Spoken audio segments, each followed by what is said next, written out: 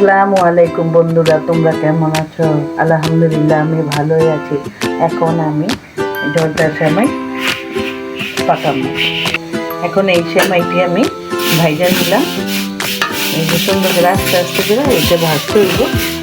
সুন্দর করে ভাইজা তারপরে আমি ঘি দিয়ে চিনি দিয়ে আমি করবো, বানাতে হয়ে গেছে। আমি এখন নামাই নিব।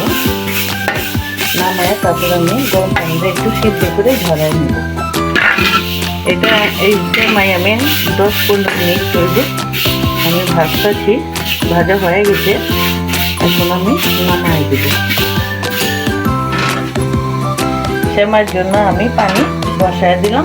সেমাইটা আমি সিদ্ধ করবো।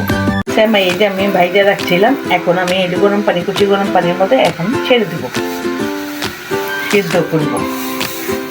বেশি সময় লাগবে না। এক্ষুনি আমি উঠায় ফেলবো। যে কি সুন্দর এই যে হয়ে গেছে। এখনই আমি নামায় নেব। তো এমনি গুলে যায় হয়ে গেছে। হ্যাঁ হয়ে গেছে, না এটা আবার গুলে দিই। আপনারা আমার সাথে থাকেন আর দেখেন। গরম পানি থেকে নামাই যে ঠান্ডা পানির একটু ধুতে হয়, না ধুইলে তো আবার ইয়ে হয়ে যাবো। সুন্দর করে এটা ধুইতে হয়, তাহলে এই সেমাইটাই হয়ে যায়।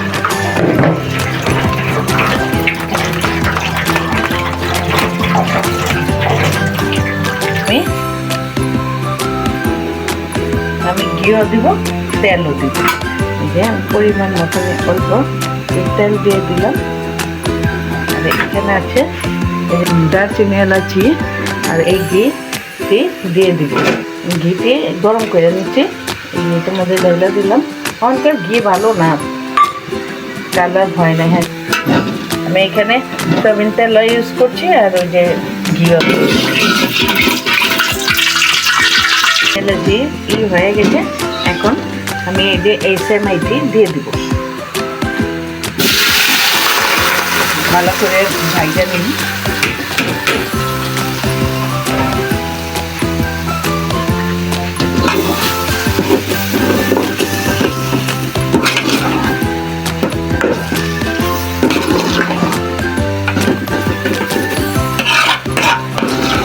নারিকেল দিব না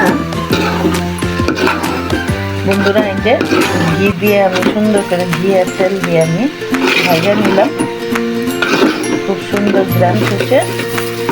এখন আমি চিনি দিয়ে দিব। দুটো পরিমাণ মতন চিনি দিব। হাতে দিতেছে, লাগলে আবার দিব।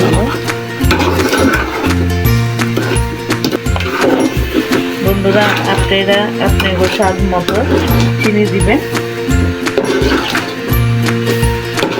জাতের মধ্যে লবণ না দিলে হয় না, ভালো লাগে না খেতে। একটু লবণ লাগবে। আমি দুধ দিয়ে দিব, বাকি দুধ। আজকে আমার দুধ। এখন আমি পরিবেশন করবো। হয়ে গেছে।